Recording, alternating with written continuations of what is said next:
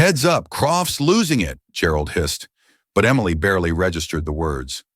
$900 million teetered, stone-faced investors, mistranslations flying like poison darts. This wasn't her problem, not anymore. Arigato, Mr. Tanaka had murmured earlier, and without thinking, she'd replied in kind. Then something cracked. Now as Croft flailed, desperation clinging to him like cheap cologne, she felt a buried skill, a forgotten life, stir within. He thought she was invisible, a ghost gliding between tables. He had no idea she held the key to his kingdom, and that her quiet domo was about to rewrite both their fates. And maybe, just maybe, her own. They had no idea how her quiet kindness would change everything, especially her. His translator was missing, and his empire was teetering on the edge of a linguistic cliff. But just a few feet away, clearing their table, was a young waitress named Emily. They saw a simple server in a black apron. They had no idea they were looking at their last and only hope. What she did next wasn't just about saving a deal. It was about to expose a secret that would change all of their lives forever.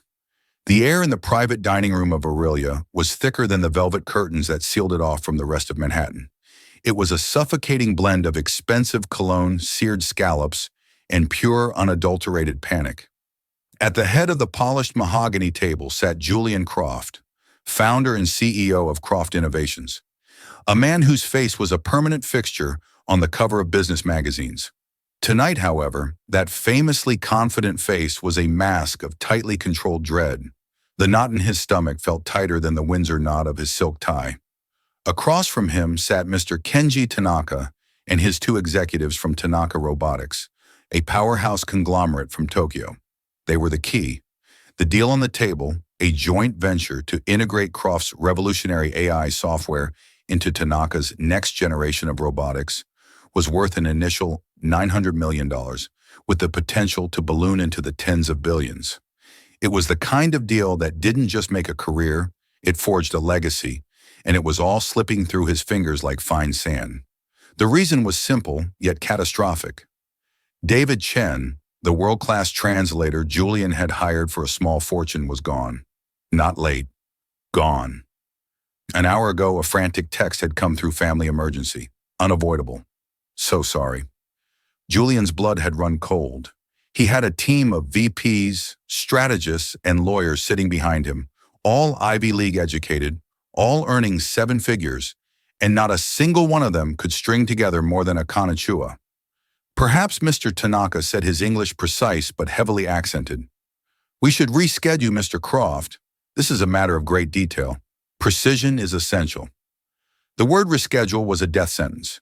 Tanaka was flying back to Tokyo in the morning. Rescheduling meant a loss of momentum, a sign of incompetence. It meant their biggest competitor, a corporate shark named Marcus Vance, would have time to swoop in and steal the deal. Julian had already heard whispers that Vance was courting the Tanaka team. This meeting was his one shot. Not at all, Mr. Tanaka. Julian said, his voice a smooth, practiced baritone that betrayed none of the frantic screaming in his mind. David is merely caught in an unavoidable delay, a minor traffic incident. He will be here any moment. In the meantime, please enjoy the Oro. It's the finest in the city. It was a pathetic lie, and they all knew it. The polite, almost imperceptible tightening around Mr. Tanaka's eyes confirmed it. The Japanese delegation valued honor and efficiency above all else. A failure this basic was a profound insult. Julian's senior VP, Gerald, leaned in and whispered, Julian, we're dead in the water. We can't discuss the IP clauses without a translator. We should just cut our losses. Shut up, Gerald. Julian hissed back, a thin sheen of sweat forming on his brow. It was in this suffocating silence that Emily Petrova moved through the room. To Julian and his entourage, she was invisible, a functional part of the scenery, like the crystal water glasses or the silver cutlery. She moved with an economy of motion that spoke of years of practice, refilling water glasses without a sound, clearing plates with silent grace. Her uniform was crisp, her light brown hair was pulled back in a severe bun, and her face was a polite, neutral mask. But behind that mask, Emily was a universe of observation. She didn't just hear the silence. She understood its weight.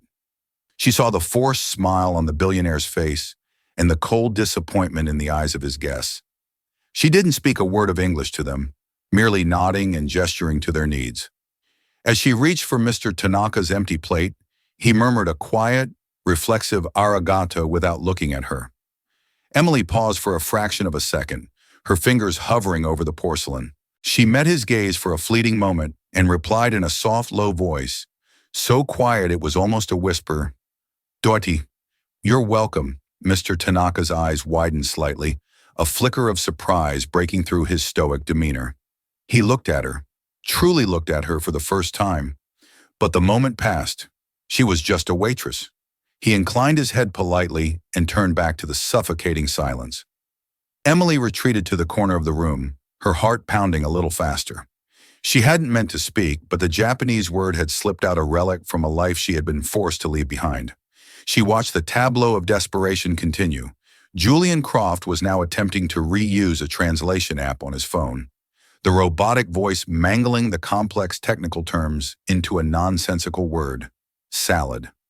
The Japanese executives exchanged glances that communicated a mix of pity and disdain. Emily felt a pang of something she hadn't felt in years, a combination of frustration and opportunity. She knew this language.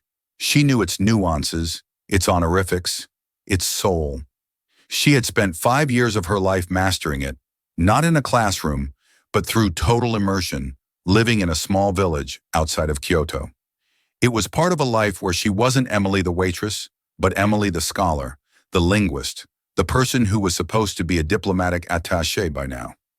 But life had a cruel way of rewriting destinies. A devastating illness had befallen her mother, and the mountain of medical bills had crushed her dreams, forcing her to drop out of her prestigious international studies program at Georgetown and take any job that would pay the bills. Now her world was limited to the 4 walls of this restaurant, serving men like Julian Croft. Men who would never know that the person pouring their water could bridge the very gap that was about to cost them $1 billion. The deal was collapsing, and she was the only person in the room who held the key. The question was, would she dare to use it? The atmosphere in the room had curdled from tense to furial. Julian Croft's translation app had just committed a fatal error, mistranslating proprietary software safeguards into something that sounded alarmingly like imprisoned computer sorcery. The younger of Mr. Tanaka's aides had to physically stifle a laugh by coughing into his napkin, a catastrophic breach of etiquette that signaled the end. The deal wasn't just dying, it was being publicly humiliated. Mr. Tanaka placed his chopsticks down with delicate finality. The sound, a soft clink of wood on porcelain, echoed like a gunshot in the silent room. "Mr. Croft," he began, his voice devoid of warmth, "I appreciate your hospitality. However, it seems we have reached an impasse. Without clear and precise communication, we cannot proceed. It would be unwise." This was it, the final nail. Julian felt a wave of nausea. He saw his company's stock price plummeting. He saw Marcus Vance laughing on the golf course. He saw his legacy turning to dust. He was about to concede, to offer a final groveling apology, when a soft voice cut through the tension. "Forgive my impertinence, sir." Every head in the room snapped towards the source. It was the waitress Emily. She stood near the service door, her hands clasped respectfully in front of her. She hadn't shouted. She had spoken just loudly enough to be heard, her voice clear and steady. Julian's VP, Gerald, scoffed audibly. "What is this? Get back to the kitchen." Julian was about to wave her away with a dismissive gesture, furious at the interruption, but he was stopped by Mr. Tanaka. The Japanese executive wasn't looking at Julian anymore. His gaze was fixed on Emily, an expression of intense curiosity on his face. He remembered her, the waitress who had responded in perfect unaccented Japanese. "You have something to say, Mister?" Tanaka asked, his English direct and pointed. Emily took a deep breath, her heart hammering against her ribs. Every instinct screamed at her to retreat, to apologize and disappear. This was not her world. These were titans of industry, and she was a nobody with a tray and an apron. But then she caught a glimpse of her own reflection in the mirrored wall. The tired eyes, the drab uniform, and a fire ignited within her. This was her chance, not just to save their deal, but to save herself from this life of invisibility. She addressed Mr. Tanaka directly, but she spoke in Japanese. Her words were not the hesitant textbook phrases of a beginner. They were fluid, respectful, and complex, utilizing the formal KO style of speech reserved for esteemed superiors.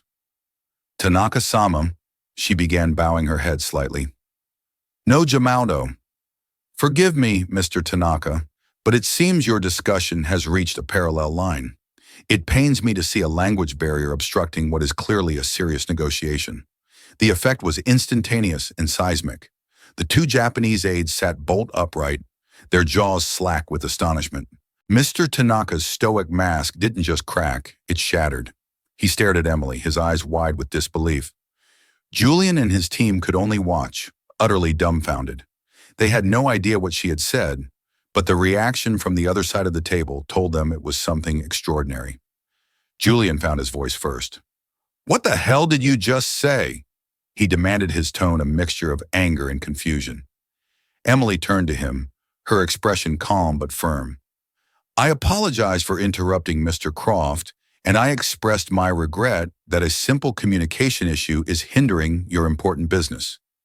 Mr. Tanaka leaned forward, his entire demeanor changed. The coldness was gone, replaced by a laser-like focus.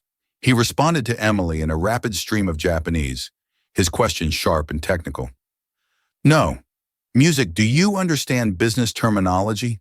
The negotiations regarding patented technology and intellectual property protection are highly specialized. Without missing a beat, Emily replied, her Japanese as precise as his. Hi, Rikai. No. Yes, I understand. I majored in international relations and law at Sophia University, and intellectual property law was one of my areas of study. She had strategically substituted Georgetown with Sophia University in Tokyo, a white lie to establish immediate credibility in a shared academic framework. It was a gamble, but a calculated one. The mention of Sophia University, one of Japan's most prestigious institutions, sent another shockwave through the Japanese delegation. This wasn't just a waitress who had picked up a few phrases. This was someone with a serious, relevant academic background. Julian Croft felt like the floor had dropped out from under him. He was watching a scene that made no sense. His waitress was conducting a high-level conversation with a man who held the future of his company in his hands. He couldn't understand a word, but he understood the body language perfectly. The hostility had evaporated, replaced by genuine rapt attention. Gerald tugged at his sleeve. Julian, what's going on? Who is she? I have no earthly idea, Julian muttered, his eyes locked on Emily. She stood straighter now, the timid server replaced by a confident, articulate professional. It was like watching a butterfly emerge from a chrysalis in the middle of a hurricane. Mr. Tanaka turned to Julian, a slow smile spreading across his face for the first time all evening. Mr. Croft, he said in English, a new light in his eyes. It seems you have been holding a hidden asset. He then gestured towards the empty chair next to him, the chair that was meant for the translator. Miss Emily, she supplied softly. Emily Petrova. Miss Petrova, Mr. Tanaka said with a deep, respectful nod. Please join us. Walking from the corner of the room to the mahogany table felt like crossing a vast, treacherous canyon.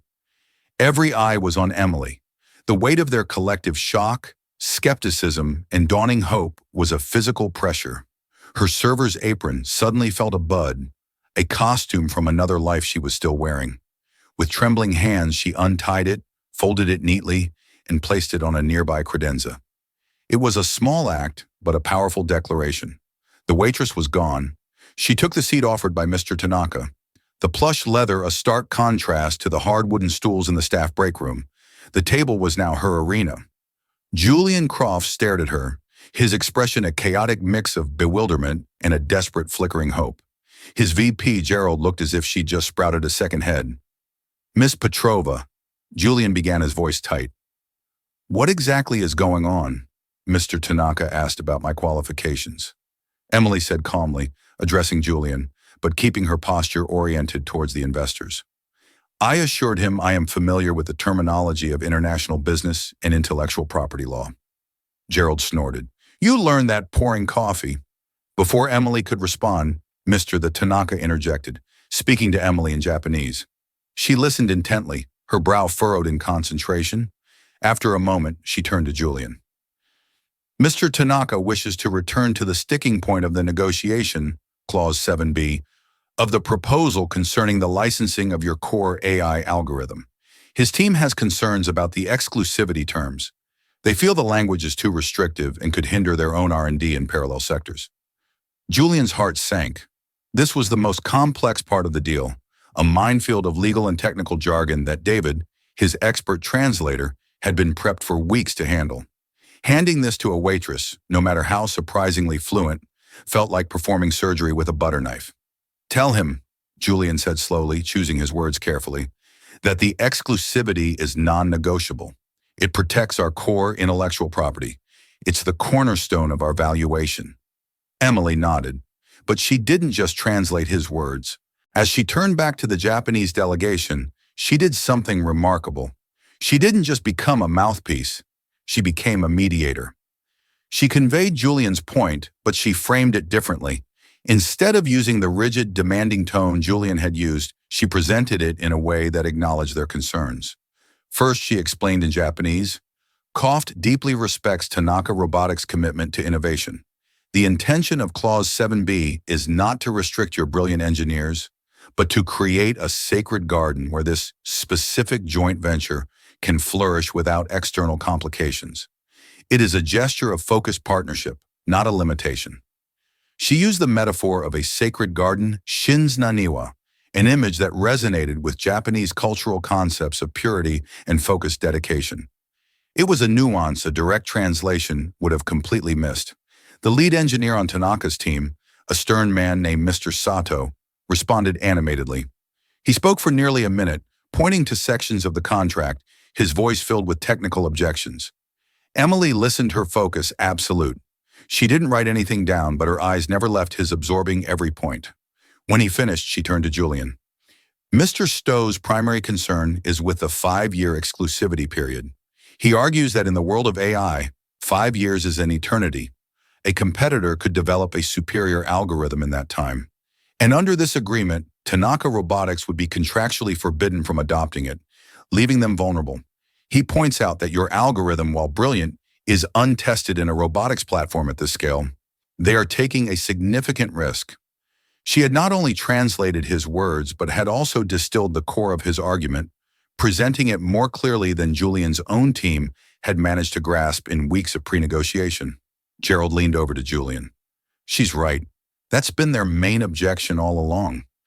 We just thought it was a negotiating tactic. Julian felt a dizzying sense of vertigo. For the past hour, he had been the most powerful man in the room, helpless. Now the most powerful person was the young woman he hadn't even deemed worthy of eye contact. He looked at the contract, then at Emily. Her face was serene, focused. There was an intelligence there, a deep analytical calm he hadn't noticed before. All right, Julian said, his voice now laced with a respect that stunned his own team. Miss Petrova, Emily, ask them what they would propose as an alternative. Emily relayed the question. Mr. Tanaka conferred quietly with his team, the tension in the room now replaced by a vibrant energy of active negotiation. It was as if a dam had broken, and communication was finally flowing freely, all through the conduit of this astonishing young woman. Mr. Tanaka finally spoke, outlining a counter-proposal. Emily translated, Mr. the Tanaka proposes a 2-year exclusivity period. Following that, a 3-year period of right of first refusal B. If a superior third-party AI emerges, Croft Innovations would be given 6 months to match or exceed its capabilities. If you cannot, Tanaka Robotics would be free to integrate the new technology while still maintaining the licensing for your original software under a revised non-exclusive agreement. Julian's jaw tightened.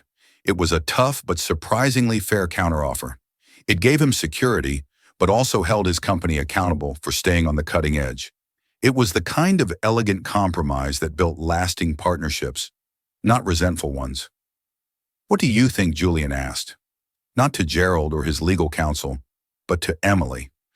Emily hesitated for a fraction of a second, shocked by the question. He was asking her for business advice. She looked at the faces of the men at the table, the investors hopeful and engaged. Julian's team stunned into silence.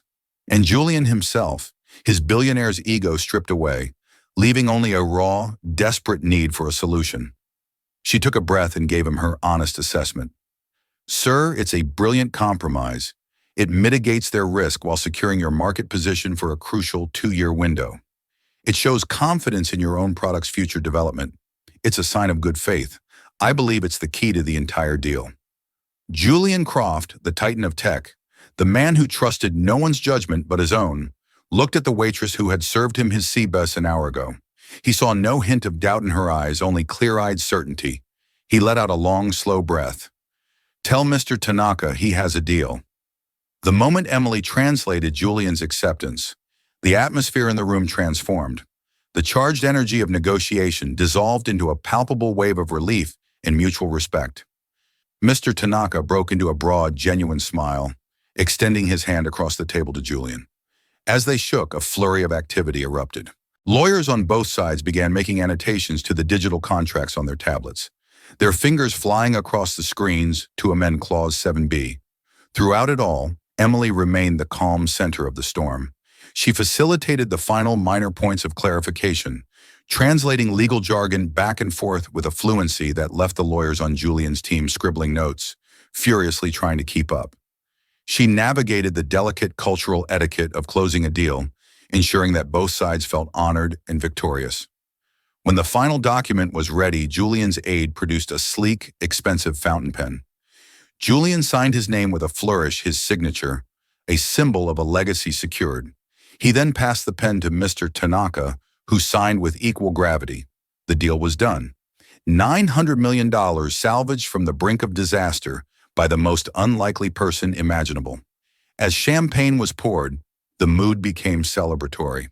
The Japanese executives, who had been stiff and formal just an hour before, were now laughing and congratulating Julian's team. But their highest praise was reserved for Emily. Mr. Tanaka raised his glass to her.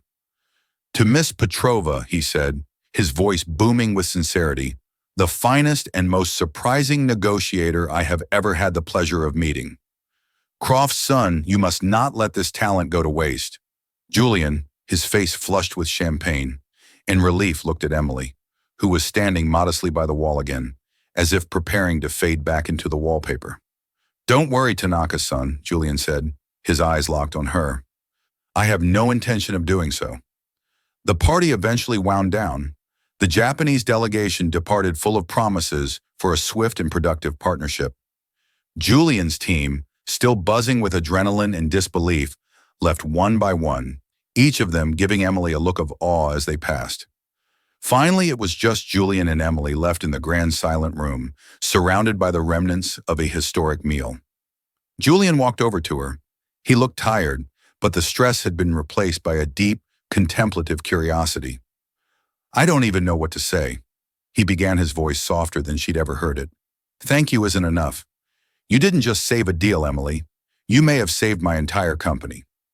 I was just glad I could help, sir, she said quietly. He shook his head. No, that was more than help. That was genius. The way you reframed the argument, the cultural nuances. Where did you learn to do that? Mr. Tanaka mentioned Sophia University. Were you really a student there? This was the moment Emily had been dreading, the moment the white lie would be exposed. She took a steadying breath and decided on the truth, the entire unvarnished, painful truth. No, sir, she said, her gaze unwavering. I've never been to Sophia University. I studied international relations and East Asian studies at Georgetown. Julian's eyebrows shot up. Georgetown? That's one of the best programs in the country. What happened? Emily's professional mask crumbled slightly, revealing the weary young woman beneath. Life happened, Mr. Croft. My mother, she was diagnosed with an aggressive form of multiple sclerosis 5 years ago.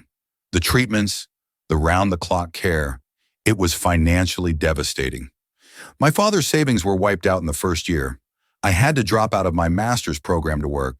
I took 2 jobs, this being one of them, to keep her in a decent care facility and pay the bills. She spoke without self-pity, stating the facts of her life as plainly as she had translated the clauses of the contract. The story hung in the air between them, a stark and brutal contrast to the gilded opulence of the room. Julian was silent for a long time. He, a man who dealt in the cold, hard logic of numbers and code, was confronted with the messy, illogical reality of human struggle. He thought of his own complaints, the stress of a board meeting, the frustration of a delayed flight. They seemed laughably trivial in the face of what this young woman had endured. She possessed a mind that should have been advising ambassadors or shaping foreign policy, and she was using it to remember who ordered the sparkling water and who wanted still. The injustice of it struck him with the force of a physical blow. He had built his empire on the idea of meritocracy, of finding and elevating the best talent. And here the most formidable talent he had ever encountered was hiding in plain sight, buried under an avalanche of misfortune. "You're Japanese," he said, his voice thick with emotion. "It's flawless, better than David's, and I pay him $2,000 an hour. I lived in a rural prefecture near Kyoto for 2 years as part of my degree," she explained. "It was a full immersion program. You learn quickly when no one speaks English, and you need to ask for directions to the nearest train station." He finally understood.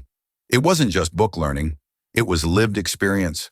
It was the combination of world-class education and the grit forged in the crucible of hardship. That's what he had seen tonight. That's what had saved him. He reached into his jacket and pulled out a sleek black business card. "This is my personal number," he said, handing it to her. "I'm not going to insult you with a tip, Emily. That would be an insult to me. I want you to call this number tomorrow morning. We need to talk." Emily looked down at the card. The name Julian Croft was embossed in simple silver letters.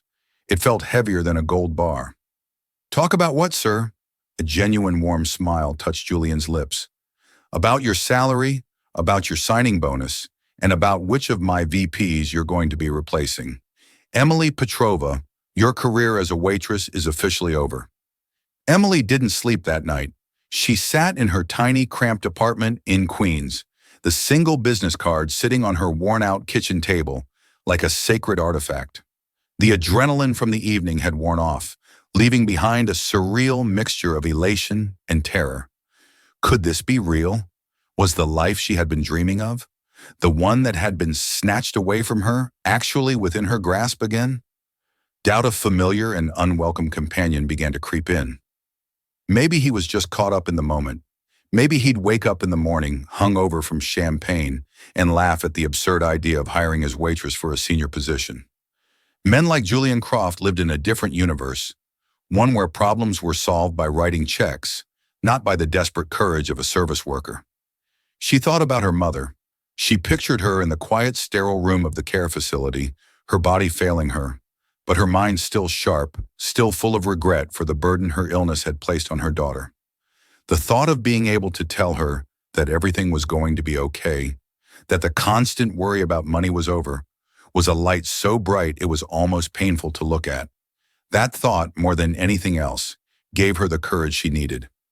At precisely 900 a.m., her hand trembling slightly, she dialed the number on the card. It was answered on the first ring. Croft.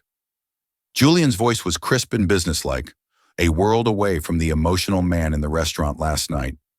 "Mr. Croft, it's Emily Petrova," she said, her voice barely a whisper.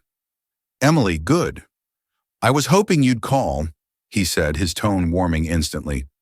"I have a car waiting for you downstairs. It will bring you to my office. We have a lot to discuss."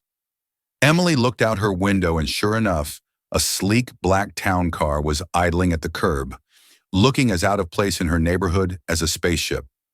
The journey to the Croft Innovations Tower was a disorienting trip through a portal to another world. The building itself was a monument of glass and steel that pierced the Manhattan skyline. The lobby was a cavern of white marble and minimalist art filled with people who moved with an air of effortless importance. Everyone was impeccably dressed, their faces etched with ambition. Emily, in her simple black slacks and a modest blouse, the nicest thing she owned, felt like an imposter. She was whisked up to the penthouse floor in a silent high-speed elevator. The doors opened directly into Julian Croft's office, a breathtaking space with panoramic views of the entire city. He wasn't sitting behind his massive desk. He was standing by the window looking out over his kingdom. "Incredible view, isn't it?" he said without turning around. "Sometimes I come up here just to remember how small everything looks from a distance. Puts problems in perspective." He turned to face her, a welcoming smile on his face. "Thank you for coming, Emily. Please have a seat." He gestured to a pair of leather armchairs. As she sat, a woman entered with a tray, holding coffee, water, and a plate of pastries. It was a role reversal so jarring Emily had to fight the urge to get up and help her. Julian got straight to the point. "I wasn't exaggerating last night, Emily. What you did was one of the most impressive things I have ever witnessed. It wasn't just the language. It was your strategic thinking, your poise under pressure. Those are qualities I value more than any Ivy League degree." He leaned forward, his expression serious. "I've already spoken to my board this morning. I told them I found our new head of international strategy and negotiations." Emily's heart stopped. "Head of? But I have no corporate experience. I haven't even finished my master's degree. I've been serving food for 5 years. And in those 5 years," Julian countered, "you've been dealing with difficult people multitasking, under extreme pressure, and observing human nature in a way most of my executives never will. You think that's not experience? As for your degree, we'll pay to have you finish it at any university. You choose whenever you're ready, but what you have can't be taught in a classroom." He slid a tablet across the coffee table towards her. It displayed a formal employment contract.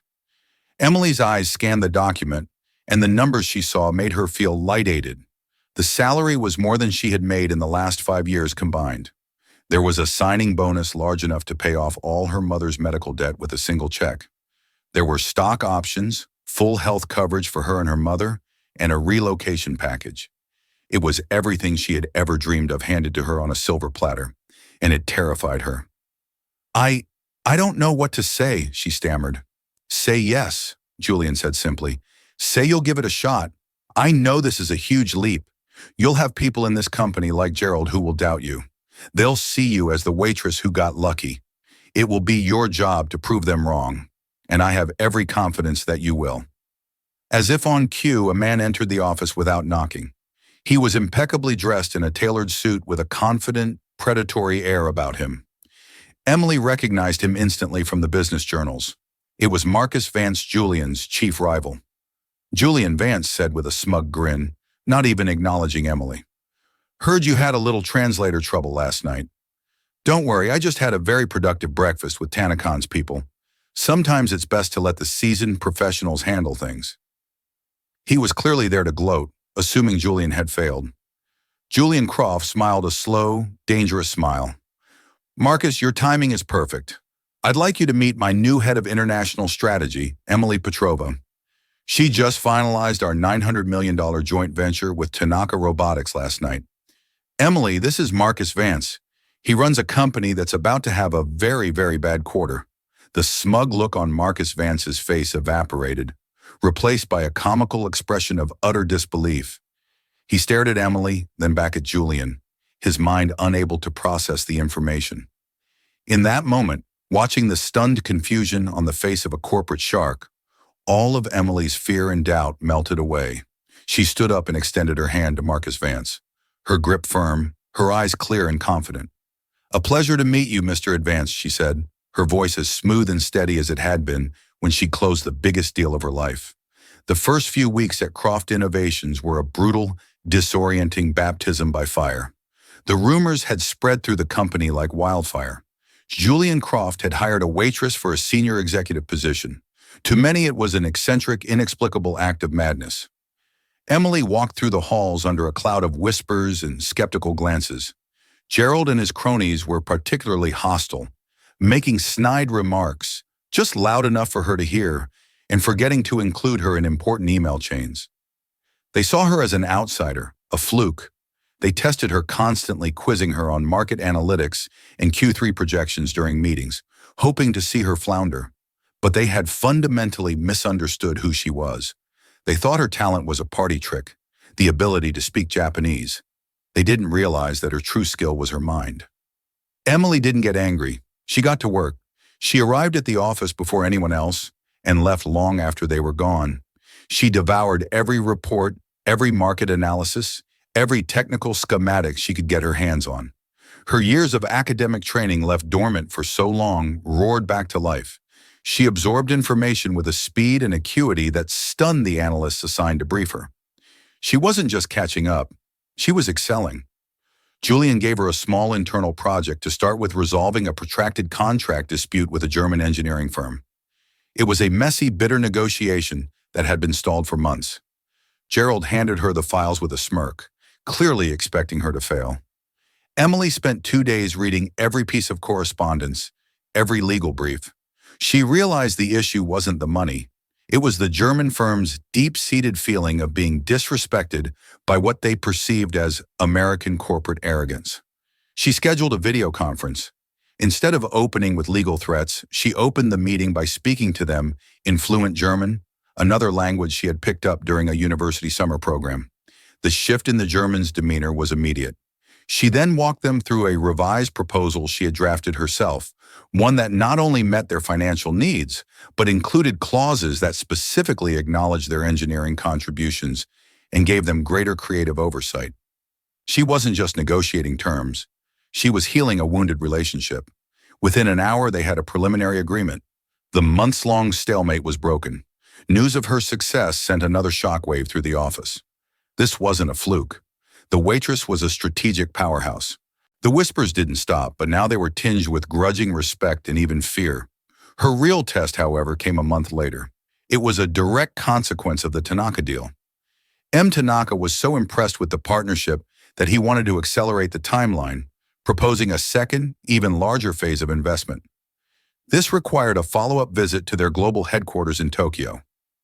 "We need a team on the ground for 2 weeks," Julian announced in a senior staff meeting. "They'll need to finalize the technical specs for Phase 2. It will be intense." He looked around the boardroom. "Emily will lead the delegation." A stunned silence fell over the room. Gerald looked apoplectic. "Julian, with all due respect," he sputtered. "She's never led an international delegation. This is a multi-billion-dollar expansion. It requires a seasoned executive." "You are absolutely right, Gerald," Julian said coolly. "It requires our best negotiator. That's Emily. You and a team of engineers will go with her and provide technical support. But she is in charge. Is that clear?" The flight to Tokyo on the Croft Innovations private jet was tense. Gerald and his team treated Emily with a cold, formal correctness that was worse than open hostility. They were waiting for her to make a mistake to prove she was out of her depth. The meetings in Tokyo were grueling. 10 hours a day in a sterile boardroom hammering out thousands of details. The Japanese engineers were brilliant but uncompromising, their questions relentlessly precise. Emily's team of engineers, led by a skeptical man named Ben, struggled to keep up. The breaking point came on the 3rd day. They were debating the integration of the AI's predictive learning module. The Japanese team presented a complex data model that suggested a potential system conflict, a flaw that could cause catastrophic failures in the robots. Ben and his team were adamant that the Japanese model was wrong, that their simulations showed no such conflict. The discussion grew heated, with both sides entrenched in their positions. The deal was in jeopardy again. That night in her hotel room, Emily didn't sleep. She wasn't an engineer, but she was a world-class researcher. She stayed up all night poring over the raw data from both teams, hundreds of pages of code and statistical analysis. She didn't understand all the engineering, but she understood logic. She cross-referenced the datasets, looking for patterns for the source of the discrepancy. Around 400 a.m., fueled by coffee and determination, she found it. It was a single tiny error in the base assumptions of the Croft team simulation, a cultural misunderstanding translated into code. The American simulation assumed a standard linear operational flow, while the Japanese model accounted for a more complex, holistic system management protocol unique to their robotics. Her team wasn't wrong. They were just answering a different question than the one the Japanese were asking. The next morning, she walked into the boardroom looking exhausted but focused. Before the engineers could resume their argument, she walked to the whiteboard. "Gentlemen," she said, her voice clear and commanding, "I believe I found the problem, and it's not in the data, it's in the philosophy." For the next 30 minutes, speaking a seamless mix of English and Japanese, she laid out her discovery. She didn't blame her team. She framed it as a brilliant opportunity for synergy. She showed how by combining the American linear efficiency with the Japanese holistic oversight, they could create a system more robust and powerful than either side had envisioned alone. When she finished, the room was silent. Ben, the lead engineer, who had been so dismissive of her, stared at the whiteboard, his mouth slightly agape. He looked at her, and for the first time he saw not a waitress or a linguist, but a leader. Mr. Sato, the stern Japanese head engineer, stood up and bowed deeply to her. "Petravasan," he said in Japanese, his voice filled with profound respect. "That is the most brilliant solution I have ever seen." The deadlock was broken. The rest of the negotiation was a formality. They didn't just secure the Phase 2 investment, they forged a true collaborative partnership. On the flight home, the atmosphere was entirely different. Gerald was quiet and contemplative. Ben and the other engineers were now asking for her input, treating her as their unequivocal leader. She hadn't just won the deal, she had won their respect. Returning to New York was a triumph. The news of the Tokyo success had preceded them. The multi-billion-dollar expansion was official, and Croft Innovation stock soared. Julian greeted Emily, not in his office, but in the main lobby in front of hundreds of employees. He shook her hand firmly, a public and undeniable endorsement of her leadership. The whispers about the waitress finally died, replaced by a mythology. She was no longer a curiosity. She was a legend. With her new financial security, Emily's first act was to move her mother. She transferred her from the adequate but sterile care facility to a state-of-the-art treatment center specializing in multiple sclerosis. The new center had world-renowned doctors, physical therapists, and beautiful sunlit rooms overlooking a garden. The first time Emily visited her there, she found her mother frail but beaming, sitting in a wheelchair on a private patio. "Emily," her mother said, her voice weak but full of love, I never thought I would see a place like this. I feel like I'm in a resort." "Only the best for you, Mom," Emily said, her own voice choked with emotion. She knelt beside the wheelchair and took her mother's hand. "The debts are all gone. All of them. You don't have to worry about anything anymore. Just focus on getting stronger." Her mother looked at her, her eyes welling up with tears, but they weren't tears of sadness. They were tears of overwhelming pride.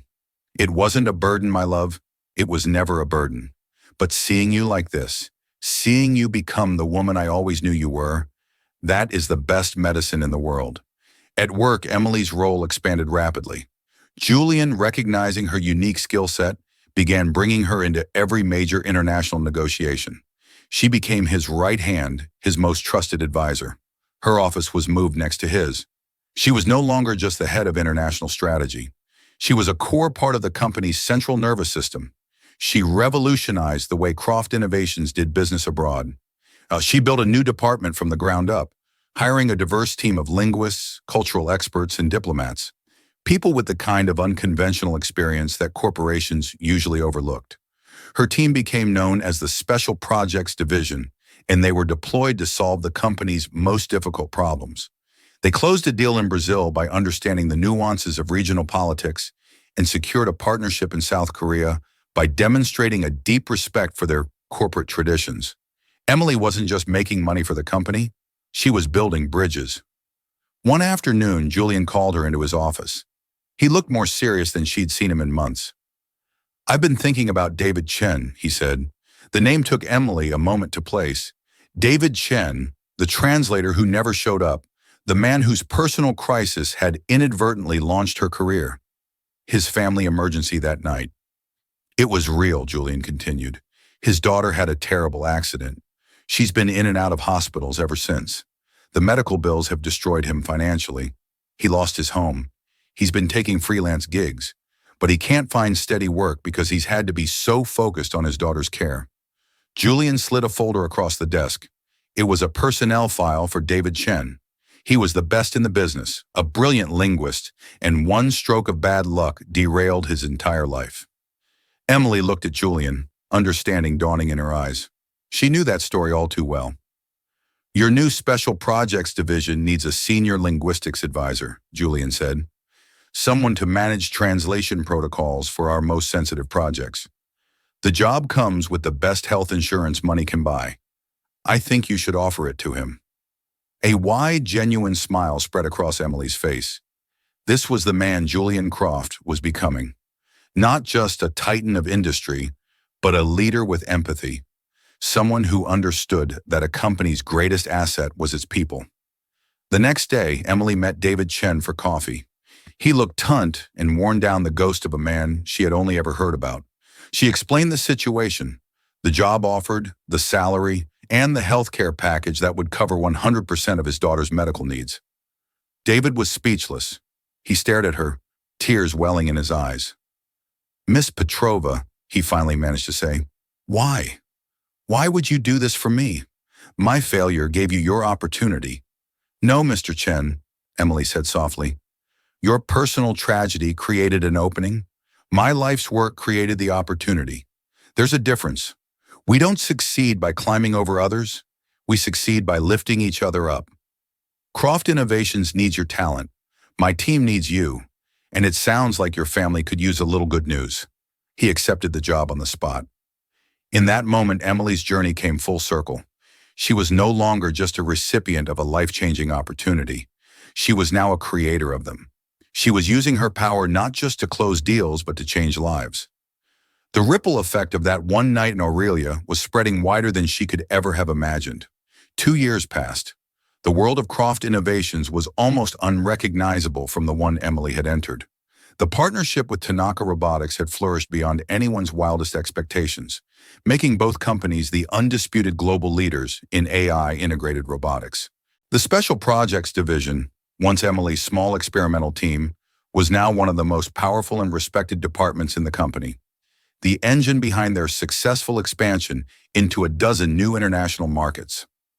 Emily Petrova was no longer a legend. She was an institution. Her name was synonymous with a new way of doing business, one built on empathy, cultural understanding, and a relentless pursuit of common ground. She had been profiled in the same magazines that once featured only Julian, hailed as a visionary, a new face of corporate leadership. She sat now not in a corner chair or a waitress's station, but at the head of a massive boardroom table in the company's new European headquarters in Geneva. She was leading the final negotiations for a major acquisition of a Swiss biomed tech firm. Her team, a diverse group of experts she had handpicked, flanked her. Across the table, the Swiss executives listened with rapt attention as she articulated the final points of the merger in flawless Swiss German. Watching from the side of the room, an almost invisible presence was Julian Croft. He rarely attended negotiations anymore. He trusted Emily completely, but he had flown in for this one, just to watch her work. He saw the same poise, the same sharp intellect she'd had that first night, but now it was honed by experience and backed by the full power of a global corporation. He felt a profound sense of pride, not in his company, but in her. He had given her a chance, but she had built the empire. After the deal was signed to a round of applause, Julian and Emily took a walk along the shore of Lake Geneva. The sun was setting behind the mountains, painting the sky in hues of orange and purple. "I remember a time," Julian said, his voice thoughtful, "when I believed success was a zero-sum game. For me to win, someone else had to lose. I measured my life in stock points and market share." He stopped and turned to her. "You taught me otherwise. You taught me that the best deals aren't transactions, they're relationships. You taught me that our greatest vulnerabilities, like being unable to speak another language, can lead to our greatest strengths if we're humble enough to accept help." "You were humble enough to listen," Emily countered gently. "That's a rare quality in a billionaire." He laughed. "I was desperate enough to listen." Humility came later. "Speaking of which, there's something I need to tell you. The board had its annual meeting last week. We voted on a new position." He paused, enjoying the moment. "As of next month, Croft Innovations will have a new chief operating officer, the first in the company's history. It's a demanding job. It means you'll essentially be running the day-to-day operations of the entire global enterprise." Emily stopped walking, her heart skipping a beat. "You're making me up." "I'm not making you anything," Julian corrected her. "You've earned it. The board vote was unanimous. Even Gerald voted yes. I think he's still terrified of you," he added with a grin. Emily was speechless. Waitress, head of strategy, co. The trajectory was astronomical impossible. She thought of that night in Aurelia, the feeling of invisibility, the terror of speaking up.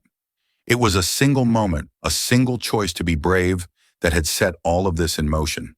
It was the legacy of a single moment. "There's one condition," Julian said, his expression turning serious again. "What's that?" "You have to take a vacation. A real one. A month at least. Go see the world. Not for a negotiation, not for a deal.